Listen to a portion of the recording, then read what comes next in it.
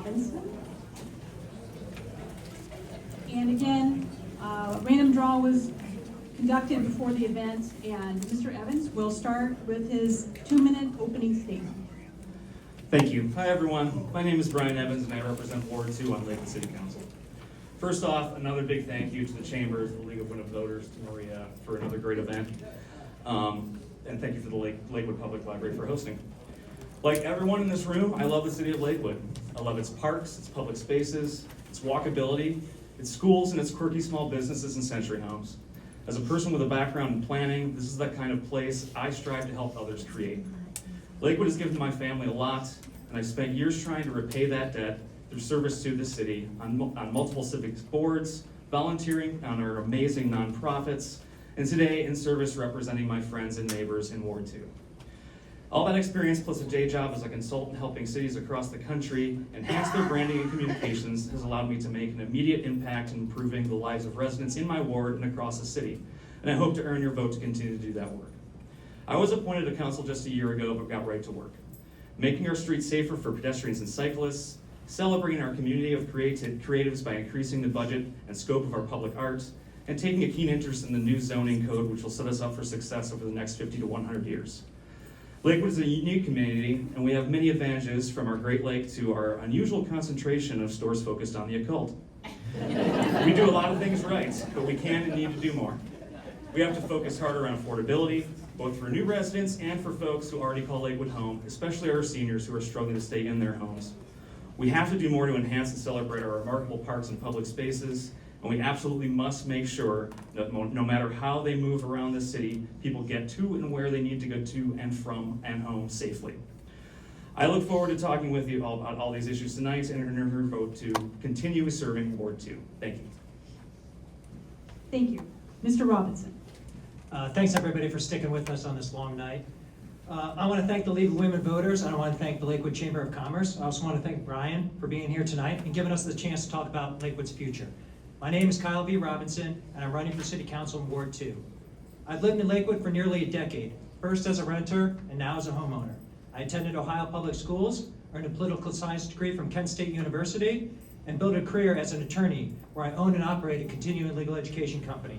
I also serve on the Lakewood Citizens Advisory Committee, where I work directly with residents and city staff on how federal funds can best serve our neighborhoods.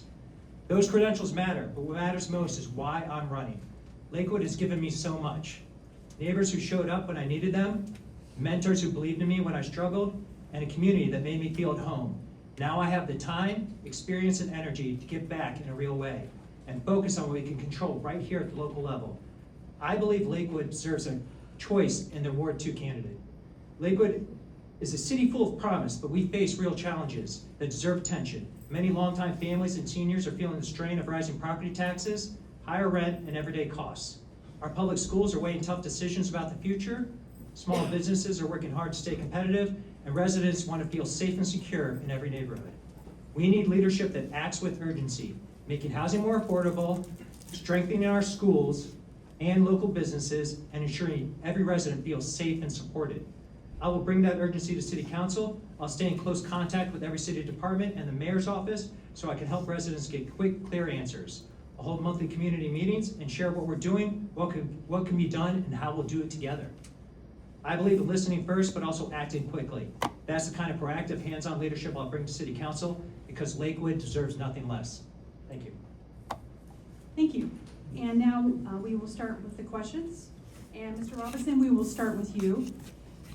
While the potential school closings is a Board of Education issue, a few of the schools are located in Ward 2 and may affect many families if any are closed. Where do you stand on the potential closings of the schools and why? Well, it's simple. I want the schools to stay open. So although I don't sit on the Board of Education, our voices carry weight. We should be working hand in glove with the Board of Education for a strategic plan because our schools impact everything in Lakewood, from our property taxes to our affordable housing to kids coming to Lakewood to come to school here. So I support our local schools 100%. And it doesn't seem like the Boards of Education, we don't know what's going to happen and we're in limbo. At least let's delay the decision as of right now, what's going to happen go forward. And again, this isn't a Board of Education decision, or this isn't a Lakewood City Council decision, but it affects all of our lives, because whatever the Board of Education does, it's going to impact City Council. We should be working with the Board of Education together, because that's not happening right now. Thank you. Mr. Evans. Thank you. Our schools are absolutely of critical importance to our community. And that's why we have an entire elected body of officials who's tasked with overseeing them and with working through all the issues and making sure they're doing the best for our students. And that's why I'm trusting them to make the best decision for our community. As a city council person, I have a job too, and that's to make sure we have enough residents in the city to keep our school, have as many schools as we can, to have affordability so that we can have more families be able to afford to live here. And most importantly, to make sure that your kids get to and from school safely each and every day. Thanks. Thank you. Now this second question will start with Mr. Evans. We live in a polarized nation and world, even locally. Let me repeat that. We live in a polarized nation and world, even locally. How do you work with folks who don't agree with you? Is somebody who actually gets out into communities every day and talks to folks and see how other cities talk to people. It's really all about putting yourself in somebody else's shoes and having the empathy to understand that your lived experience can be much different than theirs. And that's absolutely the way you have to approach any problem, but especially in today's society where we typically are seeing everything that is black and white, me versus you, you're on one side or the other, and there's very little middle ground. If we all took a little bit more time to understand where each of us come from, how each of us has grown up, what our situations are, what we've lived through, I think we'd be in a much better place right now. And so that's how I approach trying to solve problems that are very difficult while making sure that everybody's voice is included in the solutions. Thank you. Mr. Robinson. Well, I echo what Brian says, but also we need to have good relationships with regards to people in City Hall as well and the departments as well, because City Hall might differ with the administration on how they're doing things. That doesn't mean we should be cutting off communication with them. We should be working hand in glove with them as well to get solutions, because when different departments work together with City Council, it's better for everybody in Lakewood. So yeah, we are gonna have differences with everybody else, but we need to see that what's best for Lakewood, and I know that everybody thinks that what's best for Lakewood, we gotta find out what that is first and then work from there. But I believe everybody, difference of politics or opinions, everybody has a good heart, specifically in Lakewood, and they want the best for Lakewood, and that's what I'll be working towards. Thank you. We will start with you again, Mr. Robinson. Sure. What are the priority issues facing our community, and how would you address them if elected? Sure, so I'll try to get this in 1 minute. So the three biggest issues that when I talk to people in Ward 2 is, one is keeping the schools open, number 2 is affordable housing, and number 3 is safe streets. So number 1 with the schools, I already talked about that. Our voices carry weight, so I want to be a voice for that to make sure our schools stay open. So affordable housing, there's a few things we can talk about that. Nobody's really talked about the property tax. I know what we need to do is push on our state legislator. I met with our state rep Tristan Rader and talked specifically about that. State legislature is working on Senate Bill 42, which give us some tools and some relief. We need a sense of urgency to get that done. Because sadly, we were talking about affordable housing 4 years ago at the same forum. Something needs to be done right now. Finally, with regards to traffic safety, we need to lower the threshold to get speed tables out to our community. I was talking to Bill, who lives on Orchard Grove. They have a new complex coming up, and the Shoreway is going to close down, so people are going to be speeding down his road. We need to get something done now, not yesterday, now. It's been a problem for far too long, so we need a sense of urgency in there to get that done. Those are the 3 issues. Thank you. Mr. Evans. Yeah, there's so many issues facing our community. I'll concentrate on safety as one. I agree with lowering the threshold, but I also think City Hall and the planning department and public works need to start proactively rolling out traffic calming. We shouldn't be relying on residents to do that job for us. There are streets we know that need to have traffic calming put on them now, and so we just need to start doing we're just relying on residents to collect data and do that. I also think we need to have a cultural shift in this community. We are still living in a region and a state that absolutely idolizes the vehicle, the car. And we can do all the design and building and implementation of things we want. Cars and people and bikes are all still going to interact. We need to build up a culture of respect between all of us. Our roads belong to all of us, and we need to get a better understanding of that. That's a tough problem to tackle, but I'm willing to work with everybody to get that done. Thank you. I think we have time for one more question. How do you propose addressing the electricity issues in Lakewood, Mr. Evans?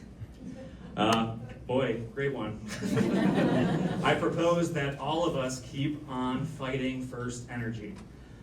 We can do, the best thing we can do is keep calling, writing, emailing. We have to keep calling, emailing, writing, PUCO. We live in a state that has, an absolutely, positively corrupt utilities situation. It's corrupt. There's no other way to say it. We have very little say. We don't have a choice. We can't go to another company. This is the hand we've been dealt. We have to fight so hard against these folks every day, and that means every day writing those emails, every day calling all those places, because that's our collective voice is the best weapon we have. Thank you. Mr. Robinson? I will say calling and emailing isn't enough, because it's been a problem for far too long. So what we need to do, we need to sue them. We need to threaten suing them.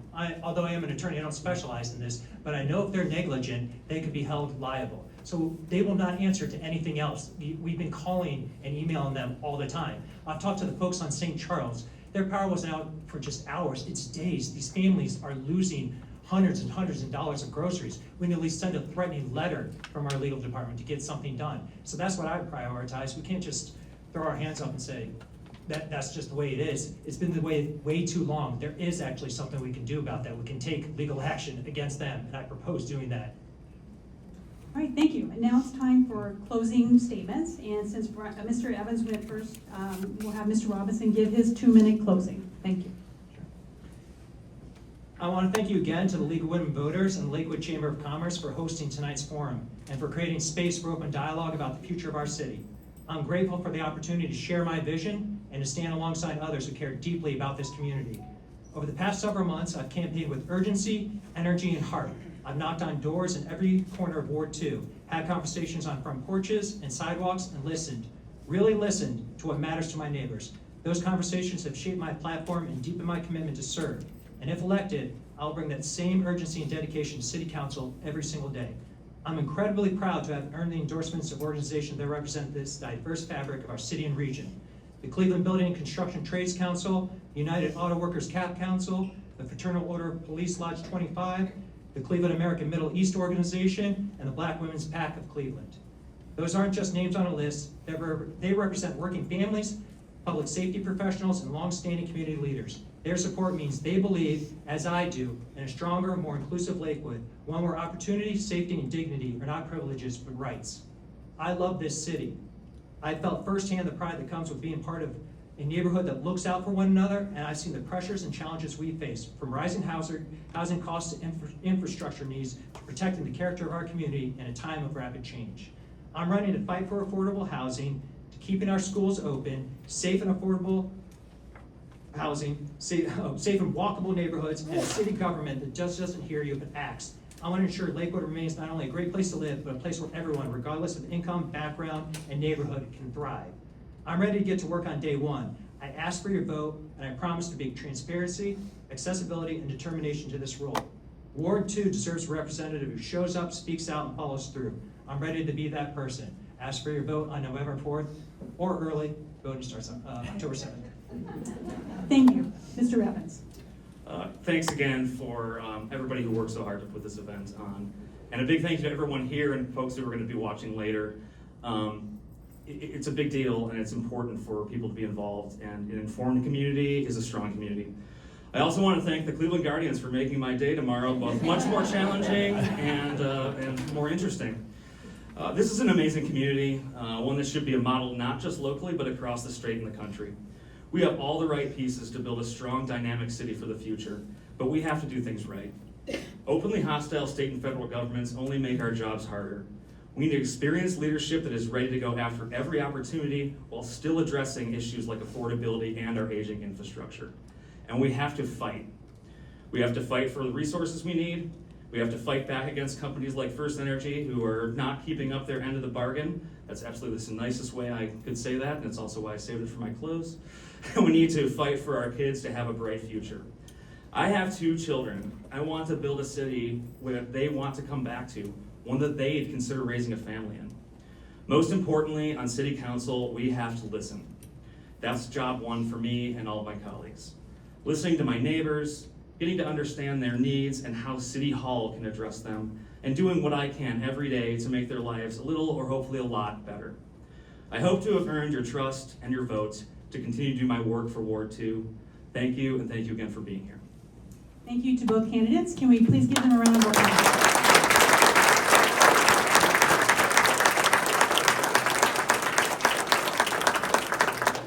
It has been my honor and pleasure to be the moderator this evening. Thank you all for attending, and then we do have some closing remarks from the league.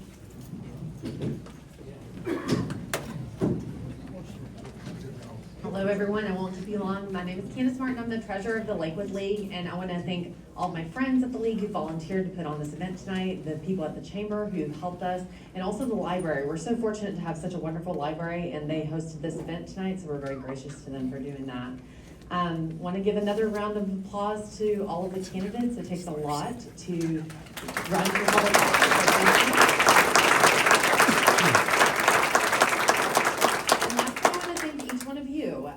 You are the voters, you are active, you're informed, and you're here tonight, and we appreciate you taking that. Be sure to take what you hear tonight out to your neighbors, out to your family, out to your friends, because it's in these local elections that truly every vote makes a difference. Early voting starts on October 7th. Of course, Election Day is Tuesday, November 4th. And I hope that you have a chance to talk to your candidates on the way out, get materials, and everybody go vote on November 4th.